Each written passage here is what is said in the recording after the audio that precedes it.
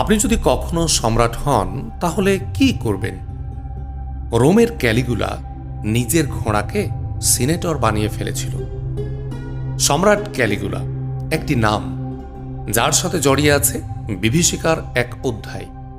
প্রথমে সে ছিল জনদরদি, কিন্তু শাসনের কয়েক মাসের মধ্যেই তার মনোজগতে পরিবর্তন আসে।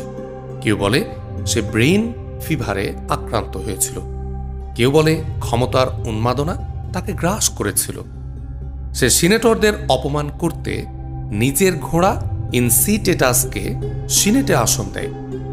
প্রাসাদে নাকি রাতের বেলায় বাচ্চাদের চিৎকার শোনা যেত, কারণ সম্রাট বিনোদনের জন্য তাদের ব্যবহার করত। মায়ের সাথে অবৈধ সম্পর্কের অভিযোগ, নিজের বোনকে রানী ঘোষণা, এমনকি নিজেকে জীবন্ত দেবতা দাবি। শেষ পর্যন্ত তারই প্রহরীরা এক নাটকীয় রক্ত স্নানে তার শাসনের ইতি টানে। রোম কখনো ঈশ্বর গড়ে, কখনো রাক্ষস। কিন্তু জানেন কি, রোমান বাথ হাউসে গুপ্তচর থাকত?